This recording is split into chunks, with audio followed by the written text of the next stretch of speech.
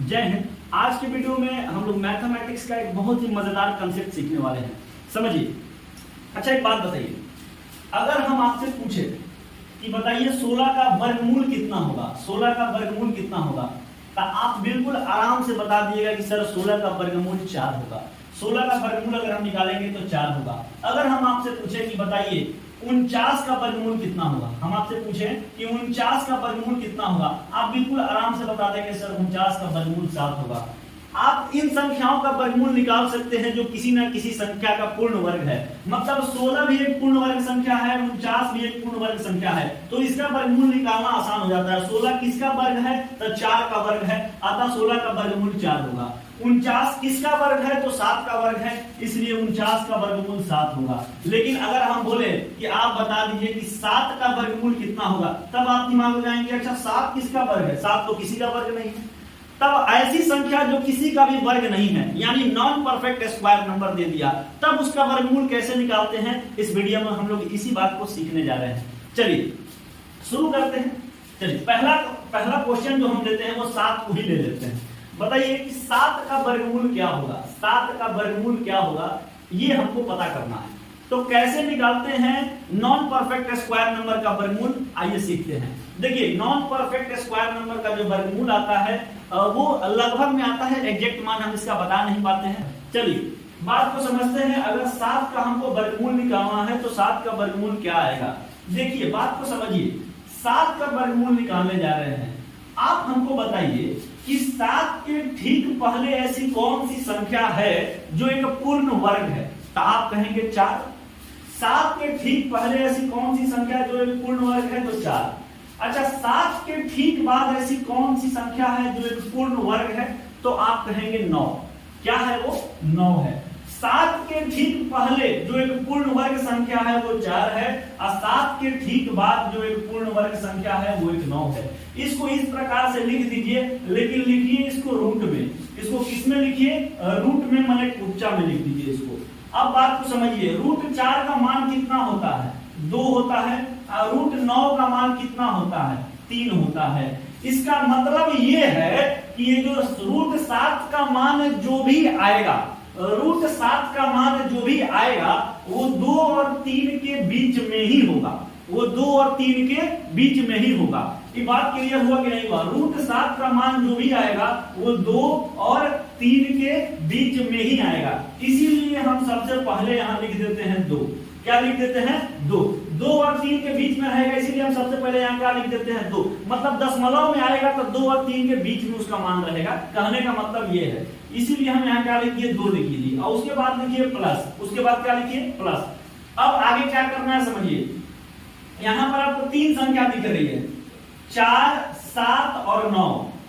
First number, second number और third number, 3 number आपको दिख रहा है। तो आप यहाँ क्या करेंगे, पहला 2 संख्या का अंतर निकालिए, 4 और 7 का अंतर निकालिए, फर्स्ट और सेकंड नंबर का अंतर निकालिए। तो 4 और 7 का अंतर कितना होगा, तो 4 और 7 का अंतर बोले तो बड़े में से छोटे को घटा देना होता है। अंतर का मतलब होता है कि बड़े में से छोटे को घटा दीजिए, बड़े में से छोटे को क्या कर दीजिए, घटा दीजिए। तो अंतर निकालेंगे तो बड़ा 7 है, छोटा 4 है, तो 7 में से 4 गया, बचा 3। तो अंश में लिखिए 3 को, और हर में किसको लिखना है समझिए।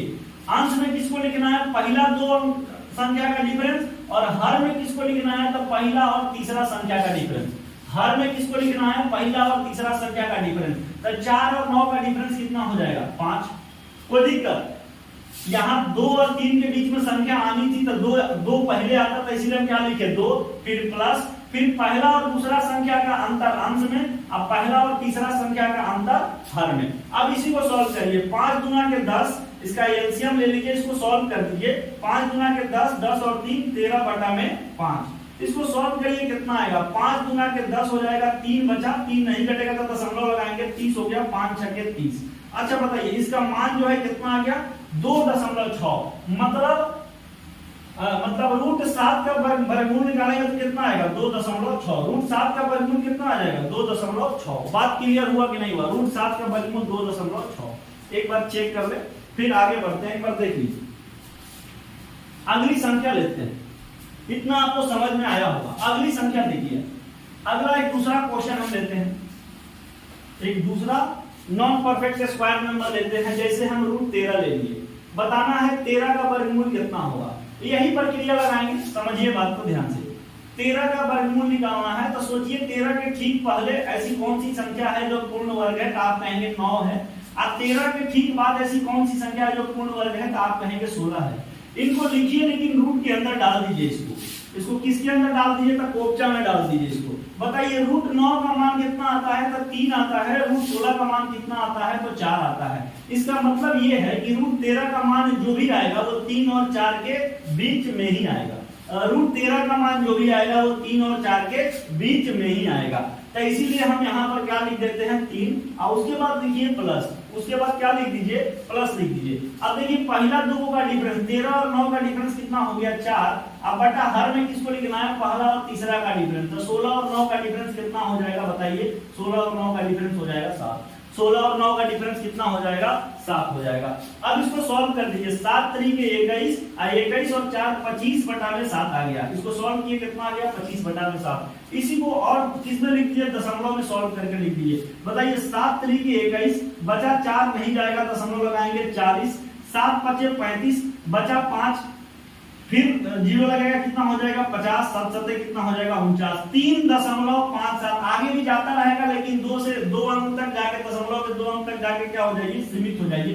देखिए अगर यहाँ 2 या 5 से भाग दे रहे हो, हम यही थोड़ा देर पहले बता रहे थे, अगर यहाँ 2 या 5 से आप भाग दीजिएगा तो दशमलव के कुछ स्थान तक जाके सीमित हो जाएगा, ठीक ना। अगर 2 या 5 के अलावा किसी अन्य से अगर आप भाग देते हैं तो दशमलव के बाद वो सीमित नहीं होगा, आगे बढ़ता जाएगा। तो 7 से भाग दिया है तो किसी भी संख्या में 7 से भाग देंगे तो उसका मान फिक्स नहीं आ रहा है। यहाँ पर देखिए मान यहाँ पर क्या होगा, फिक्स नहीं आएगा। इस संख्या में अगर आप 7 से भाग देंगे तो मान क्या आएगा, फिक्स नहीं आएगा, ये आगे की तरफ बढ़ता रहेगा।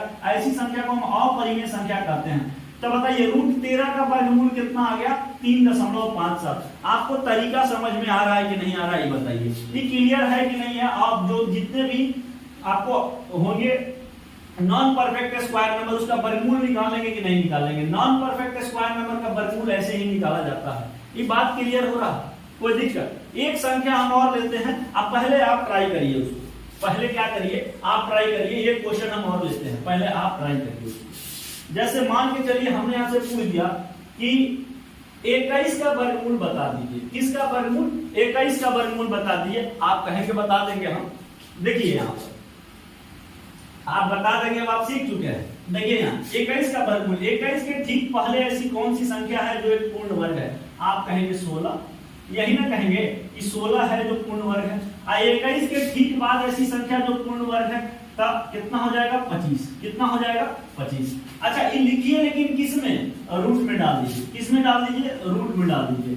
तो रूट 16 का मान कितना हो जाएगा 4, और रूट 25 का मान कितना हो जाएगा 5 हो जाएगा। अच्छा इसका मतलब ये है कि एक रूट 21 का मान, 21 का जो वर्गमूल होगा वो 4 और 5 के बीच में ही आएगा। तो इसीलिए हम सबसे पहले यहाँ 4 लिख लेते हैं, अब प्लस। इसके बाद क्या होता है, पहला और दूसरा का अंतर। पहला दूसरा का अंतर 21 में से 16 चला जाएगा, कितना बच जाएगा 5। अब बटा पहला और तीसरा का अंतर, 25 में से 16 गया, कितना बच गया 9। चलिए 9 चौके 36, 36 को 5 को कै को हो गया 41 बटा में 9। कितना आ गया 41 बटा में 9। अब इसी को सॉल्व कर दीजिए। बताइए कितना बार में ले जाए, 9 चौके 36, अब बचा 5 नहीं जाएगा, दशमलव लगाएंगे 50, कितना हो जाएगा बताइए। फिर जाएगा 9 पचे 45, फिर बच गया 5, 9 पचे 45। ये चलता जाएगा इसी तरीके से 5 5 5 5 चलता जाएगा। ये बात क्लियर हुआ कि नहीं हुआ। तो रूट 21 का वर्गमूल कितना आ जाएगा 4.55। 21 का वर्गमूल कितना आ जाएगा 4.55। उम्मीद करते हैं कि आपको नॉन परफेक्ट स्क्वायर नंबर का यदि वर्गमूल निकालने के लिए दे दिया जाए तो आप निकाल देंगे। अब आप निकाल देंगे। अगर नहीं समझ में आया है तो बताइएगा, दोबारा समझाया जाएगा, लेकिन उम्मीद करते हैं कि आपको समझ में आ गया होगा। चलिए मिलते हैं किसी नेक्स्ट वीडियो में किसी नए टॉपिक के साथ। जय हिंद।